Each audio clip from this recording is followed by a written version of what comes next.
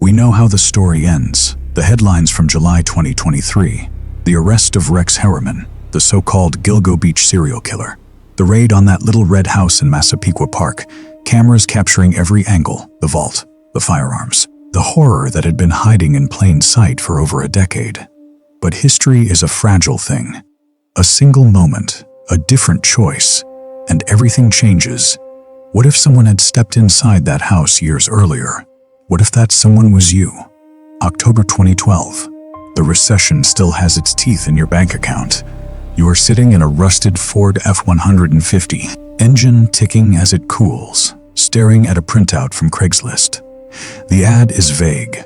Urgent basement renovation, soundproofing work, cash payment, night hours preferred. You are 2 months behind on rent. Your toolbox rattles in the truck bed. You do not have the luxury of being picky. The house on First Avenue looks like it is rotting from the inside out. Overgrown shrubs press against peeling paint. The lawn is more dirt than grass. This is not the home of a successful Manhattan architect, but the ad said Rex Harriman, and you Googled him. Legitimate firm. Real projects. The disconnect makes your skin itch, but the envelope of cash he promised makes you kill the engine and step outside. The front door opens before you knock. He fills the frame.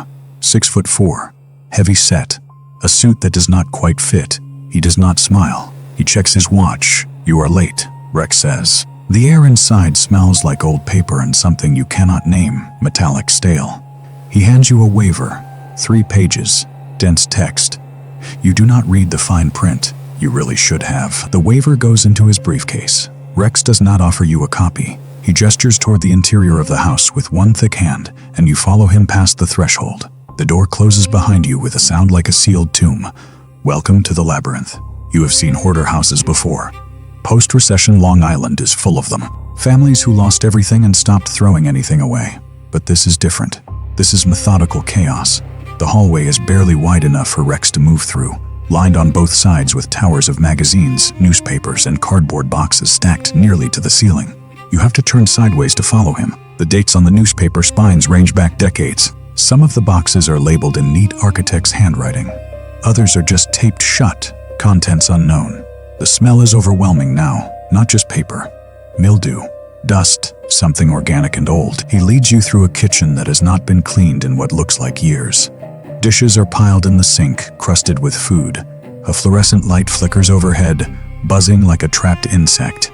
You pass a dining room table completely buried under file folders and blueprints. This man designs buildings in Manhattan. You saw the website, legitimate projects, major clients. How does someone live like this and function in the world? The disconnect makes your stomach tighten, but you keep your mouth shut. You need this job. You need the money. Rex stops in front of a narrow door, basement access. The wood is warped, and the hinges are rusted. He opens it, and a wave of cold, damp air hits your face. Mold, earth, something else underneath. He flips a switch, and a single bulb illuminates a steep set of wooden stairs. He starts descending without a word, and you follow because what else are you going to do? Leave. You sign the waiver. You are already committed. The basement is unfinished. Concrete floor, exposed beams, water stains on the cinder block walls. The temperature is at least 15 degrees colder than the rest of the house. Your breath almost fogs. Rex points to a corner of the room where someone has already framed out a small space. 2x4s form the skeleton of walls. The framing is rough, but functional. I need this sealed, Rex says. His voice is flat, emotionless, acoustically isolated. I store firearms here. For target practice, I want the sound contained. You nod. It makes sense, sort of. Plenty of gun enthusiasts soundproof their basements, but the framing is odd. The walls are unusually thick. Double stud construction. Overkill for a storage room. You step closer, running your hand along one of the studs. The wood is damp. Rex pulls an envelope from his jacket pocket. Thick, he counts out $5,100 bills in front of you. $5,000, cash. Your brain does the math instantly. The job is worth maybe $2,000 tops. You could pay off your truck, catch your rent, buy your daughter the winter coat she needs. He sets the envelope on a makeshift workbench made from a sheet of plywood and cinder blocks. Beer? He asks. There is a mini fridge in the corner, humming quietly. He opens it and pulls out 2 bottles of cheap domestic lager. He hands you one. For a moment, he almost seems normal. Just an eccentric guy with too much stuff and a weird hobby. You twist off the cap and take a sip. It is cold and bitter and exactly what you need. Maybe this will be fine. Maybe you are just paranoid. You set the beer aside and pull out your tape measure. Time to get to work. You start measuring the dimensions of the framed space, calling out numbers to yourself, calculating materials. That is when you notice the floor. In the corner, near where the new walls will be sealed, there is a stain on the concrete. Dark, crusted, old. It is roughly circular, maybe 3 feet across. You kneel to get a closer look. The surface is uneven, like something soaked in and dried repeatedly. You touch it. Rough, flaking. Your mind wants to call it rust, but concrete does not rust. What is this? You ask, trying to keep your voice casual. Water damage, Rex says immediately. He is standing directly behind you now. You did not hear him move. Old boiler leaked years ago. You stand and he is too close, invading your space.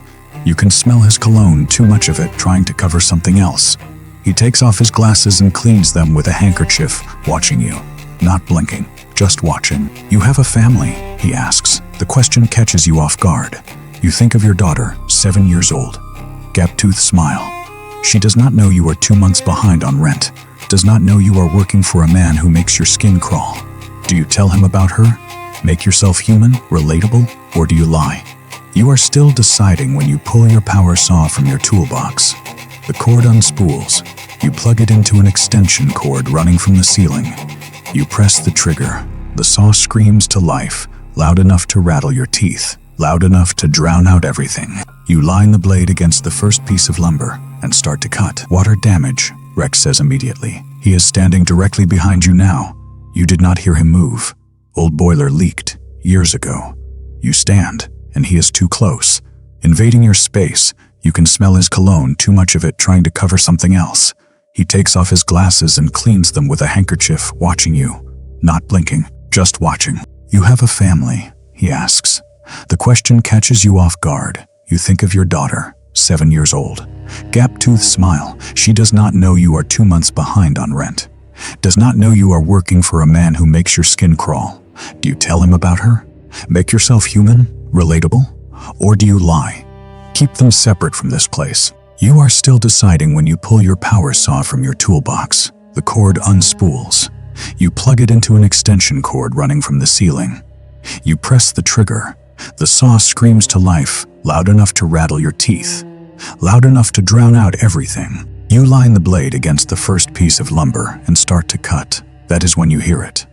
Even over the saw, the sound of footsteps on the stairs, the creak of the old door at the top, and then, unmistakable, the metallic click of a lock turning. He just locked the basement door from the outside. The lock turned out to be an accident.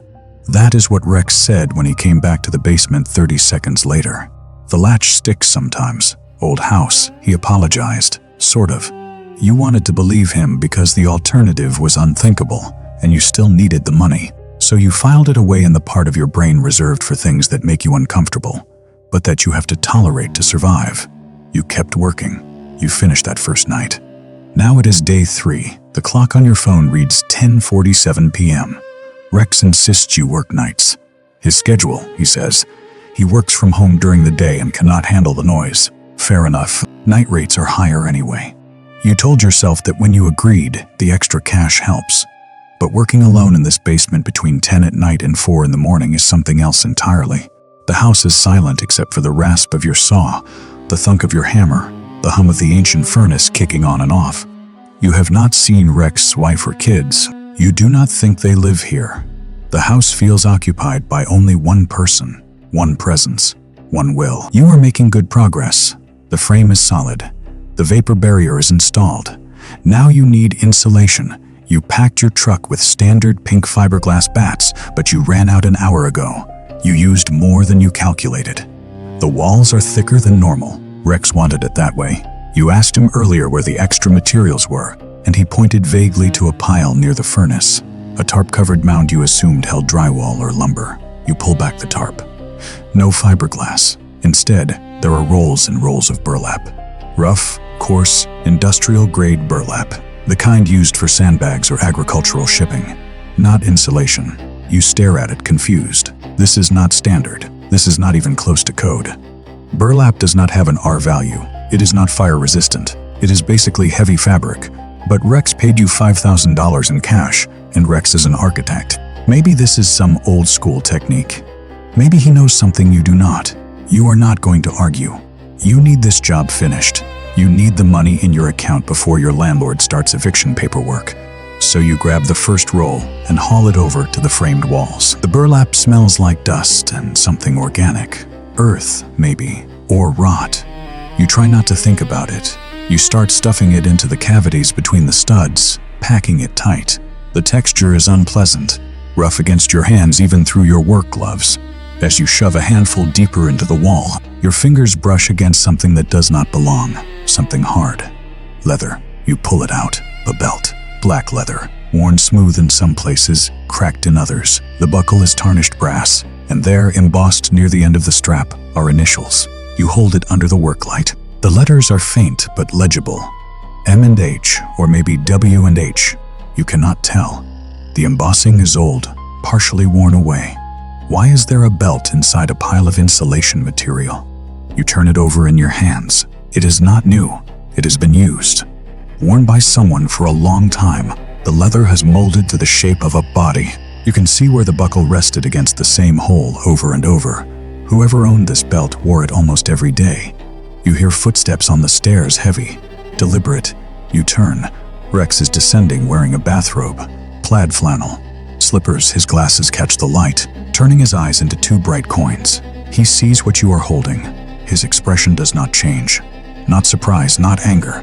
Nothing. He walks over to you. Slowly. He extends one hand. You give him the belt, because what else are you going to do? He examines it like he has never seen it before. Then he nods. My grandfather's, Rex says. His voice is flat, emotionless, fell behind the workbench years ago. I wondered where that went. He folds the belt in half and tucks it into the pocket of his robe. He does not blink. He does not look away. He just stands there, 3 feet from you, breathing through his nose. You can hear the air moving in and out of his lungs. The furnace kicks off, and the silence is total. Coffee, he asks. There is a carafe on the workbench. You did not notice it before. 2 mugs, he pours without waiting for your answer. The coffee is black and steaming. He hands you a mug. The ceramic is warm in your hands. You look at the liquid. It could be fine. It probably is fine. He is drinking from the same carafe. But you are holding a mug of coffee offered by a man who keeps burlap in his basement and belts hidden in walls. A man who watches you work from the shadows. A man who locked you in here, accident or not. Do you drink it? Do you smile and take a sip to keep things normal? Or do you lie? Say you have an ulcer. Say your doctor told you no caffeine after 6 p.m. Anything to avoid putting something he gave you into your body. You are still deciding when Rex reaches past you and flips a switch on the wall. A different switch, one you have not used.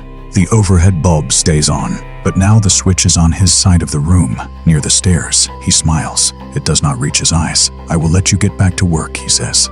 He walks toward the stairs. You watch him climb. He does not look back, and when he reaches the top, he does not turn off the light. He leaves it burning, but you are no longer the one controlling it. The switch is on the other side of the room now. If the light goes out, you will have to cross the entire basement in the dark to turn it back on, or you will have to go upstairs and ask him. Either way, you are not in control anymore. You never were. You did not drink the coffee. You told Rex you have acid reflux. He nodded and took both mugs back upstairs. You do not know if he believed you. You do not know if it matters. What matters is that you are still here, still working, still building something you are beginning to understand you should not be building. The frame is done. The vapor barrier is sealed. The burlap insulation is packed tight behind the walls, and you try not to think about what it was really used for before it ended up in this basement. Now, you are installing the door. The heavy steel door Rex ordered from a commercial supplier in Ronkonkoma. It arrived on a flatbed truck 2 days ago. The driver asked you if you were building a bank vault. You laughed. You said gun safe. He shrugged and left. But this is not a normal gun-safe door. This is a fire-rated steel door with a frame that weighs 300 pounds. The kind of door you see in server rooms or pharmaceutical storage facilities. The kind of door designed to contain something, or someone. You are mounting it now, adjusting the hinges, checking the swing. The door moves smoothly despite the weight. Quality hardware. Rex spared no expense. Then you install the latch mechanism. That is when you notice. The handle is only on the outside. There is a deadbolt. A heavy-duty commercial deadbolt that can only be turned from the hallway side. On the inside, there is nothing. No handle. No thumb turn. No emergency release. Just smooth steel. You stare at it, you run your hand over the cold metal. If this door closes while someone is inside, they are sealed in. No way out. No way to call for help. Just concrete walls, a steel door, and silence. Rex told you it was for safety, so kids do not get in and hurt themselves with the firearms. But Rex does not have kids. You have been here 5 nights, and you have not seen a single toy, a single photograph, a single piece of evidence that children live in this house. Just Rex. Just the basement. Just you. You finish the framing. You step back. The structure is solid. The corners are square. The door is plumb. For a moment, you feel something like pride. This is good work, clean work. You built this with your hands, and it will stand for decades. You are a craftsman. You are good at what you do. That matters. Even here. Even now. Then you decide to test the acoustics. Rex wanted soundproofing. You delivered. But you want to know how well it works. You step inside the vault. The space is maybe 8 feet by 10 feet. Concrete floor. Concrete walls. Steel door. You pull the door shut until it is almost closed, leaving just a crack of light from the basement. You yell, as loud as you can. A full-throated shout that should echo through the entire house. Nothing. The sound dies instantly, absorbed by the insulation, the mass, the design. You yell again. Same result. You could scream in here for hours and no one outside this room would hear a thing. Not the neighbors. Not someone standing in the driveway. Not someone standing on the other side of the door. Your throat feels tight. You push the door open and step out into the basement. The air feels thinner out here. You breathe. You tell yourself this is what Rex wanted. Soundproofing for his guns, for his privacy, for whatever. Then you look at the floor inside the vault. You have been avoiding it, but now you see it clearly. A 4-inch circular drain set into the center of the concrete floor. Rex insisted on it. He said it was for cleaning fluids, gun oil, solvents. You installed it because he paid you to install it. But you have been a contractor for 15 years. You have built workshops and garages and storage rooms. No one puts a floor drain in a gun safe. Guns do not leak. Cleaning fluids can be wiped with a rag. You do not need a drain unless you are planning to wash something away. Something that flows. Something that needs to disappear into the Long Island sewer system, where no one will ever find it. You have a choice. The lock mechanism is installed, but not secured yet. You could modify it. You could drill a small hole behind the interior plate and rig a release, so someone inside could use a screwdriver or a bent coat hanger to trigger the deadbolt from within. It would take you 10 minutes. Rex would never notice unless he inspected it closely. And if someone ever ended up trapped in here, they would have a chance, a way out, a hope. But if Rex finds the modification, if he sees what you did, he will know. He will know you suspect. He will know you do not trust him, and you are alone in his house in the middle of the night, and he knows where you live. You are still deciding when you hear it. A car in the driveway, engine shutting off, a door closing. You freeze. Your heart accelerates. You move to the small basement window and look out. A police cruiser, Nassau County, blue and white, lights off. Just parked there like it is the most natural thing in the world. Your breath catches. Relief floods through you. The police. Someone is checking on the property. Someone saw the lights. Someone is finally paying attention. You could go upstairs right now. You could tell them everything. The burlap, the belt, the vault, the drain. They would understand. They would investigate. You would be safe. You hear the front door open. Footsteps on the floor above you. Then Rex's voice. Warm, casual, friendly. "Hey, Danny, what brings you by?" The officer responds. You cannot make out the words, but you can hear the tone. Relaxed, familiar, they know each other. They are laughing. The conversation drifts toward the kitchen. You hear a chair scrape. They are sitting. They are having a conversation. Rex and the cop, old friends, neighbors. Two guys talking about the Yankees and the upcoming hurricane and the price of gas, and you are standing in the basement holding a power drill, staring at a vault you just built, realizing that the police are not going to save you. They are part of the landscape. They are part of the reason Rex has been able to do this for so long. He is not hiding. He is here, in plain sight, shaking hands, drinking coffee, laughing with the people who are supposed to stop him. The footsteps move back toward the front door. The voices fade. The cruiser starts. The engine noise recedes into the October night, and you are still here, still alone, still holding the drill, still deciding whether to give someone in the future a chance to escape or to finish the job exactly as the man upstairs requested. You made a choice about the lock. You know what you did. And now it is day 5. The job is almost finished. The vault is sealed. The doors hung. The soundproofing is complete.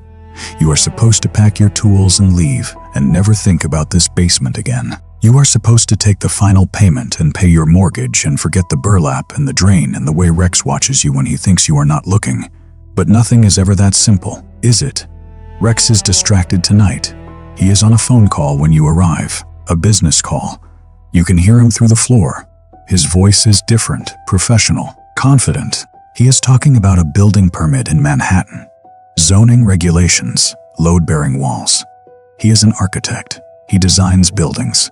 He understands structure and stress and how to hide things inside walls where no one will ever find them. He leaves the basement door unlocked. He goes to the second floor. You hear his footsteps overhead, pacing, still talking. The conversation drags on.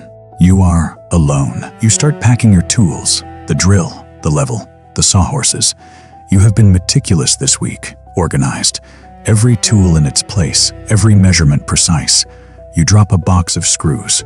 They scatter across the concrete floor and some of them roll under an old workbench in the corner. The workbench you did not touch. The workbench that was here when you started. You kneel.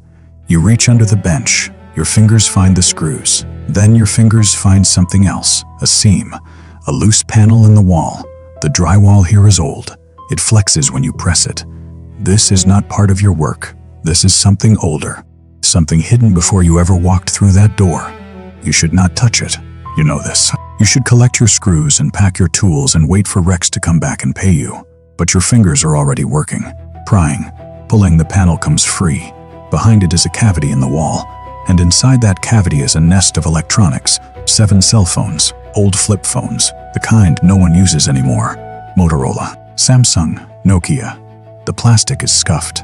The screens are dark. These phones are not connected to any account. They are burners, anonymous, untraceable, the kind of phones you use when you do not want anyone to know who you are calling or who you are. 6 of them are powered off, dead, but one is blinking. A tiny green LED pulsing in the dark like a heartbeat. You grab it. Your hands are shaking. You open the phone. The interface is ancient. Blocky text. No apps. Just calls and messages. You navigate to the call log. Your breath catches. Names, 4 names. Melissa, Amber, Megan, Maureen. You know those names. You have seen them. On missing posters at the gas station where you buy coffee every morning. On flyers taped to telephone poles along Merrick Road. Women who vanished. Women who were last seen in Massapequa, in Lindenhurst, and Babylon. Women who disappeared and left behind families and questions and nothing else. Until now. Because now you are holding proof. Tangible proof. Digital proof. He called them. He used these phones to call them. Maybe to arrange meetings. Maybe to taunt their families. Maybe just to hear their voices one last time before he did what he did. The phone is cold in your hand. You are holding evidence. Evidence that could end this. Evidence that could put him away. Evidence that could save someone. If you can get out of here. If you can get to a real cop. Not Danny. Not the guy who drinks coffee in Rex's kitchen. A real cop. Someone who will listen. Someone who will care. Then you hear it. The floorboards creak. Directly above you. But Rex is not on the second floor anymore. He is closer. Much closer. He is in the kitchen. He is standing at the top of the basement stairs. The heavy footsteps stop. There is a pause. A silence that lasts 3 seconds, 4 seconds, 5 seconds. The light at the top of the stairs clicks off. The basement goes dark except for the blinking green LED in your hand. You have the phone. You can pocket it. You can try to bluff your way out. Act normal, act like you were just packing tools, like you did not find anything, like you do not know, or you can leave it. Put it back in the wall. Close the panel, pretend you saw nothing. Pretend you are just the contractor, just the carpenter, just a guy who needed the money. But you do not have time to decide, because the door handle to the basement turns, slowly, deliberately. Metal grinding against metal.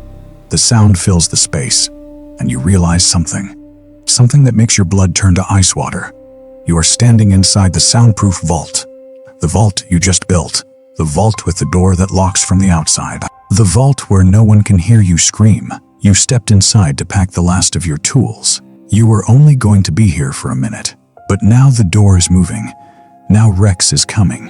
And your hammer, the only thing in this basement that could be used as a weapon, is sitting on the workbench on the other side of that door. You built this trap. You built it with your own hands. You made it perfect. And now, you are standing inside it. The door opens. A beam of white light cuts through the darkness. Not a regular flashlight, a tactical light. The kind police use. The kind that blinds you even when it is not pointed directly at your face. The beam sweeps left, then right. Methodical searching. You have maybe 2 seconds. You shove the blinking phone into your jacket pocket and dive behind the stack of burlap rolls.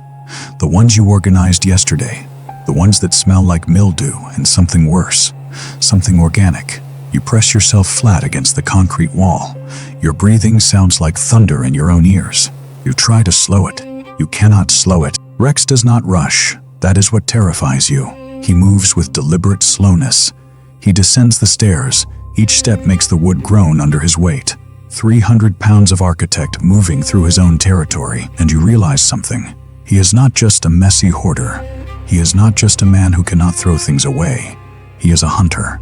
This basement is his hunting ground. He knows every pile of junk, every squeaky board, every shadow, every place someone might hide. You can hear him breathing now, steady, calm. The flashlight beam moves across the ceiling, across the walls. It pauses on the vault door, the door you installed, the door that is still open. He does not comment on it. He just keeps moving. Your hand brushes against something in your tool belt. The pry bar, solid steel, 18 inches long. It has weight. If you can get close enough, if you can surprise him, you have a chance. A small chance, but a chance. Then he speaks. His voice is calm, flat, almost conversational. You are charging me for overtime, are you not? He is playing a game. He knows you are here. He knows you found something, but he is pretending this is normal. Pretending you are just the contractor, just the carpenter who stayed late to finish the job. The flashlight beam sweeps across the room again. It hits the old workbench. It hits the open panel in the wall. The panel you pried loose, the cavity where the phones were hidden. The beam stops, holds there 3 seconds, 4 seconds, 5 seconds. The pretense drops.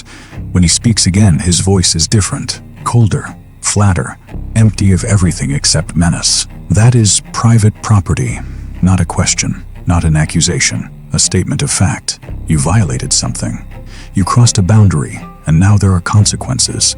You hear fabric moving, a tarp being pulled, something heavy scraping across concrete. You risk a glance around the edge of the burlap. The flashlight is pointed at the floor now. Rex is crouched beside what you thought was an old piece of furniture covered with a drop cloth. He pulls the tarp away. It is not furniture. It is a gun case. Aluminum, reinforced corners, military grade. He flips the latches. They click in the silence like breaking bones. You know what is coming? You read the news. You know that when the police finally raided this house in your original timeline, they removed over 200 firearms, rifles, handguns, shotguns, an arsenal. And some of them were never registered. Some of them had no serial numbers. Some of them had history. Rex lifts something from the case. You cannot see what it is, but you can hear it. Metal sliding against metal, a magazine being checked, a safety being released. He stands. The flashlight comes back on, brighter now, sweeping the room in wider arcs. He starts walking toward your hiding spot. Not hurrying, not running, just walking. The same methodical pace. His boots crush something on the floor. Glass maybe, or plastic. The sound is sharp and final. What do? You have the pry bar. You have surprise. You could rush him now. Try to close the distance before he can aim. Try to get inside his reach. It is a desperate move, but you are already desperate. Or you could throw something. A hammer, a drill, anything heavy. Create a distraction. Give yourself 3 seconds to run for the coal chute, the old delivery shaft in the far corner. It has not been used in decades, but it leads outside. If you can fit through it, if it is not sealed, if you can move fast enough, you decide, you move, your muscles coil. Your hand grips the pry bar, you shift your weight, and your foot catches on something. A loose wire, orange extension cord snaking across the floor. Your ankle twists, you pitch forward, your shoulder slams into a shelf. Paint cans, dozens of paint cans. They cascade, metal hitting concrete. The sound is deafening. The cans roll. They bounce. They clatter. The noise fills the entire basement. The flashlight beam snaps directly onto your face. The light is blinding. You cannot see anything except white. Your pupils contract. Your vision disappears into pure glare. You are exposed, helpless, frozen. Rex is standing 3 feet away. You cannot see his expression. You can only see the silhouette of his head behind the light, and then you hear it. His voice barely above a whisper, but somehow louder than the paint cans, louder than your heartbeat, louder than everything. Found you. You move, not thinking, just moving. You throw yourself backward through the vault doorway. The doorway you framed, the steel door you hung yourself. Your hands find the handle and you slam it shut, just as the sound hits. A crack, sharp and final. Wood splinters above your head. The doorframe, he fired. Your ears are ringing. The kind of ringing that feels like it will never stop. You throw the deadbolt.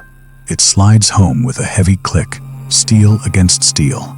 You built this door to hold. You built it to keep sound in. You built it to be impenetrable. You did a good job. Maybe too good. The silence hits you like a physical force. Absolute silence. The kind of silence that makes you question if you are still alive, if you have gone deaf, if the world outside even exists anymore.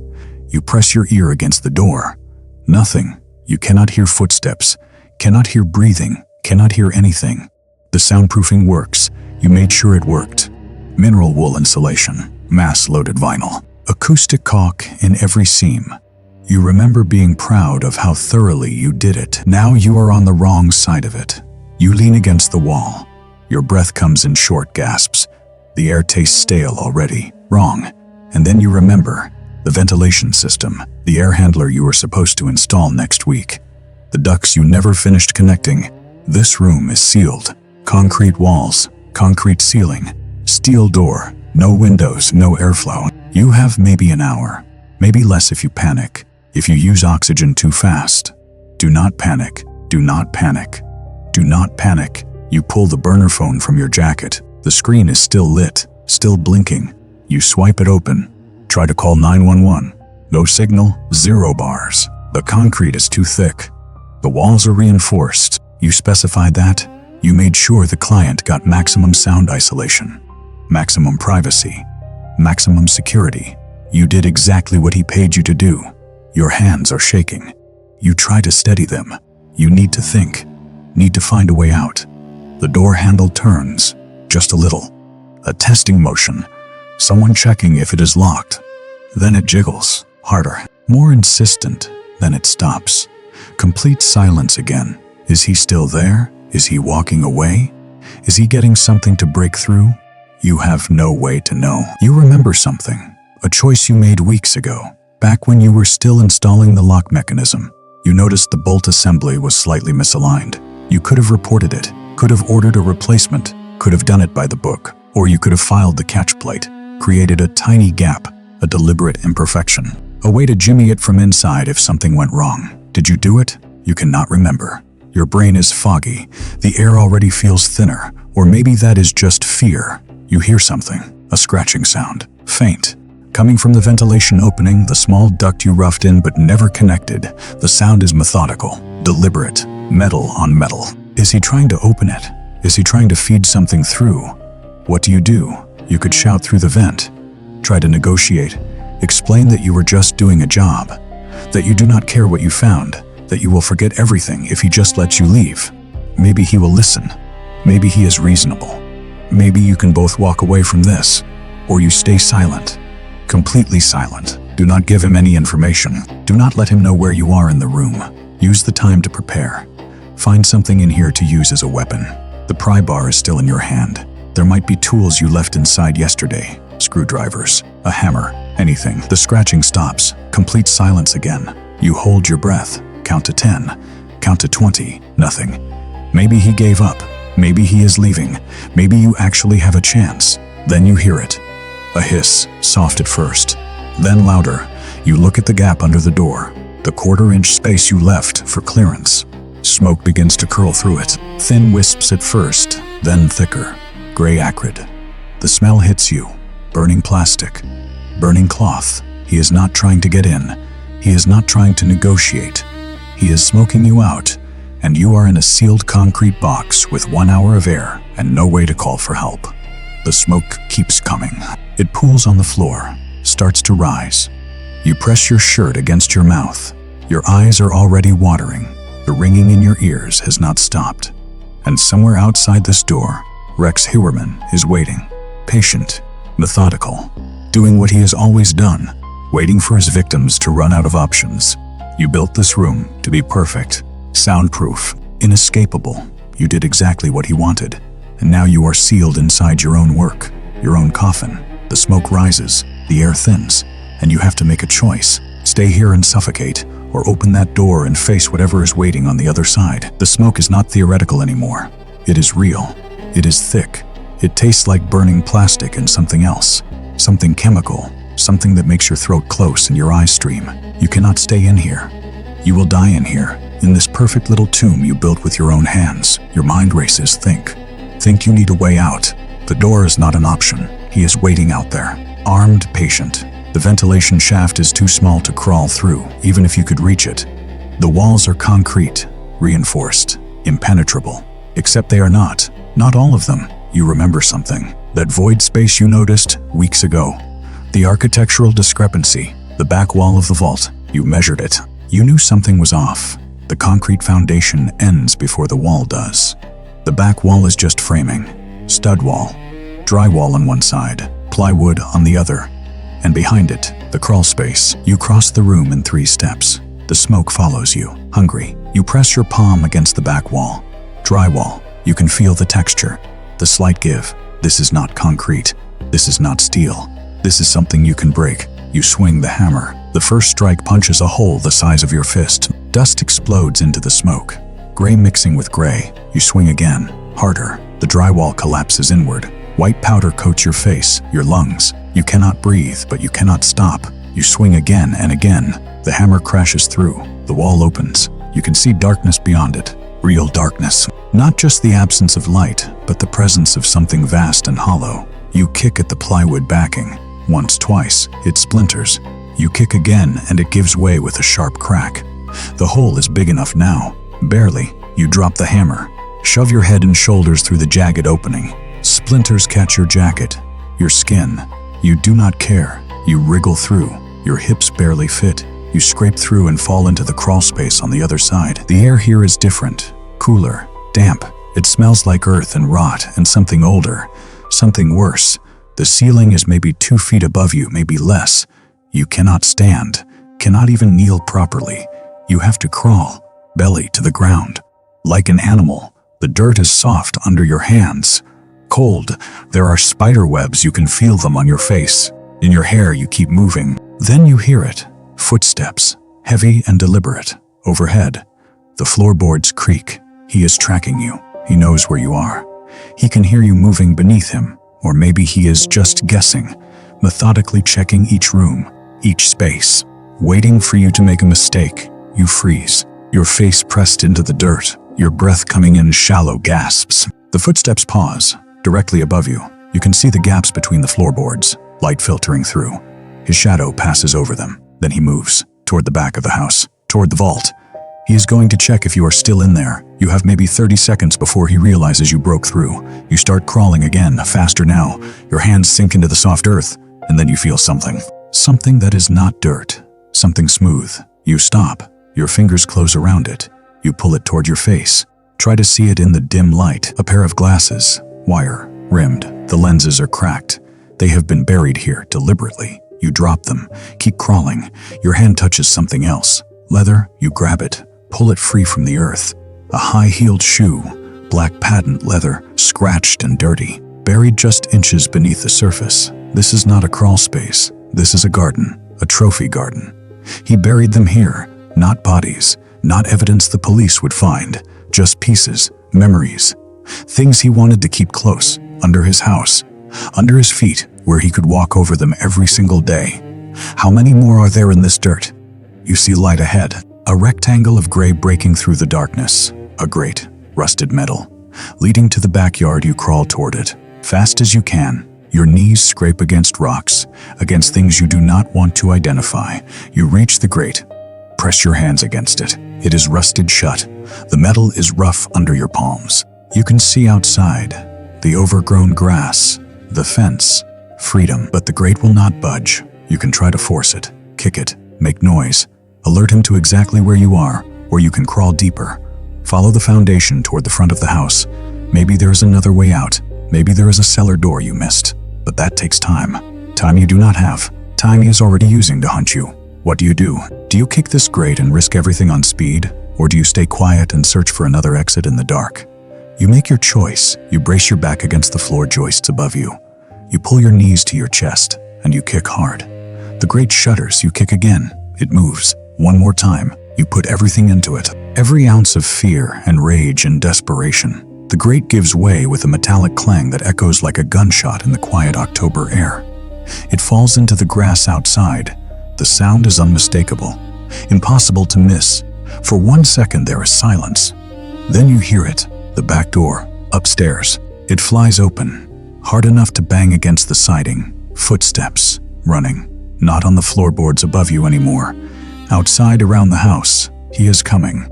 He knows exactly where you are, and you are halfway through a hole in the ground with nowhere left to hide. You squeeze through the grate opening. Your shoulders scrape the metal edges. Your jacket catches in tears. You do not care. You pull yourself out into the October night and gulp air like a drowning man breaking the surface. The air is wet, cold.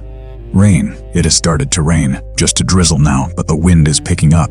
Hurricane Sandy, the storm that will flatten half the coast. It is coming. You can feel it in the pressure, in the way the air tastes electric and wrong. You are covered in mud. The crawl space dirt clings to your hands and face and clothes. There is blood, too, from the splinters. From scraping through the hole in the wall, you are shaking. You scramble to your feet in the overgrown grass. You need to run. Get to your truck. Get away from this house, this man, this nightmare. Then you see him, Rex. He is standing at the corner of the house, maybe 20 feet away, silhouetted against the street lamp glow from the road. He is not running anymore. He is just standing there, watching you. The gun is in his hand. He raises it, slowly, deliberately, like he has all the time in the world. Like this is a foregone conclusion. You freeze. Your legs will not move. This is it. This is how it ends, in the backyard of a serial killer on a rainy October night. Your body will be buried in that crawl space with all the others. Just another piece of forgotten evidence beneath the floorboards. Then the world goes white. A motion sensor floodlight, the neighbor's yard. It snaps on with a harsh click, blinding. Rex flinches. His hand goes to his eyes. Just for a second, just long enough, you run. You do not think. You just move. Your legs pump. Your lungs burn. You sprint across the yard, toward the chain-link fence. You can hear him behind you, his footsteps in the wet grass. You hit the fence hard, grab the top rail, haul yourself over. The metal bites into your palms. Your shirt catches on the top and tears. The pry bar falls from your belt, clatters onto the pavement on the other side. You do not stop. You land hard, stumble, keep running. Your truck, your beautiful rusted piece of garbage truck parked 3 houses over. You can see it. The keys. Where are the keys? Your pocket. You jam your hand inside. Fingers close around them. You reach the driver's side door. Yank it open. Slide behind the wheel. Your hands are shaking so badly, you can barely get the key into the ignition. Come on, come on. The engine turns over, roars to life. You hear something, a crack, sharp and wrong. Your side mirror explodes. Glass everywhere. He shot at you. He actually shot at you. On a residential street, where people live, where families sleep, you slam the truck into gear. Your tires scream against the wet asphalt. You peel out, fishtail. Correct. For it, First Avenue blurs past. The streetlights smear in the rain. You do not look back. You cannot look back. You make it to Merrick Road, the main artery. Traffic lights, other cars, civilization, safety. You drive straight to the Nassau County Police Department. 3rd Precinct. You have driven past it 100 times. You know exactly where it is. The parking lot is half empty. Late shift. You park crooked. Leave the engine running. You run inside. The fluorescent lights are brutal after the darkness. Everything is white and sterile and real. A desk sergeant looks at you. He is maybe 50, gray hair, tired eyes. He looks at your muddy clothes, your torn jacket, the blood on your hands. You are gasping, hysterical. You pull out the burner phone, wave it at him. You try to explain the job, the house, the vault, the smoke, the crawl space, the buried items, the gun, the shot. It all comes out in a frantic jumble. The words trip over each other. You sound insane. You know you sound insane, but it is true. Every word, every impossible detail. The sergeant takes the phone. He sets it carefully on the desk between you. He asks for your name, your address, what you were doing at the property.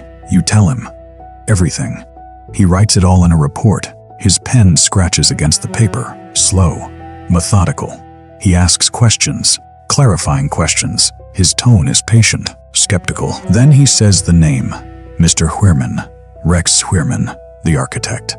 The guy who does code inspections for half the city. The guy with the office in Manhattan, married, kids respectable. Are you sure it was him? Are you sure you did not just have a disagreement about the job, about payment? These things happen. Contractors and clients. It gets heated sometimes. Were you drinking? On the job?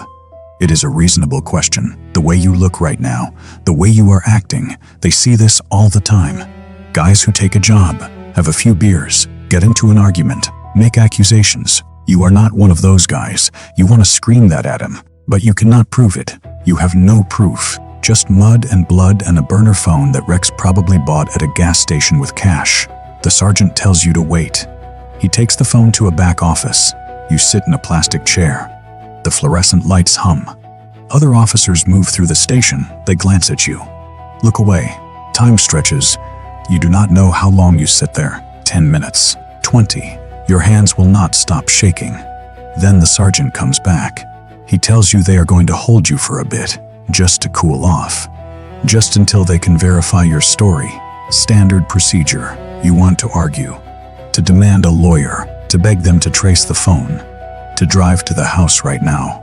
But you are so tired, so hollowed out, you just nod. They take you to a holding cell. It is small, clean, a bench, a toilet, reinforced glass looking out into the hallway.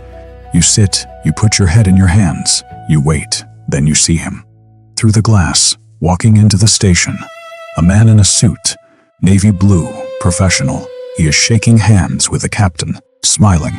They know each other, of course they know each other. Everyone knows Rex Huerman, the architect, the guy who fixes things. He turns, looks directly at the holding cell, directly at you. He cannot see you through the glass. It is one way, but he knows you are there. You can see it in the way he smiles, in the way he reaches into his briefcase, pulls out a piece of paper. Your signed waiver, the contract, disclosure agreement. The thing that says you were never there, that you never saw anything, that you will never talk about what happened inside that house. He hands it to the captain. They talk. Low voices, professional courtesy. The captain nods, looks at the paper, looks toward the holding cell. And you realize the horror is not the man with the gun. The horror is this, the network. The way a respectable architect can walk into a police station and erase you with a handshake and a piece of paper. What do you do now? They release you the next morning. No charges. Not yet. But the captain makes it clear. Stay away from Mr. Huerman. Stay away from the property. You signed a contract. You violated it. If you keep talking, there will be consequences. Legal consequences. You nod. You leave. What else can you do? The investigation goes nowhere. Your story is filed away. The burner phone disappears from evidence. Lost during Hurricane Sandy flooding. They tell you. The storm hits 2 weeks later. It flattens half the coast. The precinct basement floods. Convenient. You are charged with trespassing and criminal mischief 6 months later. Your lawyer tells you to plead out. Avoid jail. You do.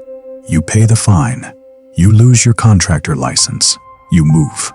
Ohio, Indiana, somewhere flat and far from the ocean. You change your name. Not legally, just the name you use. You check the news every single day. Gilgo Beach, Massapequa Park, Rex Heuermann. Nothing. Years pass. 2013, 2015, 2018. Nothing. You start to think maybe you were wrong. Maybe you imagined it. Maybe the smoke inhalation did something to your brain. Maybe then. It is July 2023. You are sitting in a diner outside Cleveland. Coffee and eggs. The television above the counter is playing the news. You are not really watching. Then you hear the name. Rex Heuermann. Arrested. Gilgo Beach. Serial killings. You freeze. Your fork stops halfway to your mouth.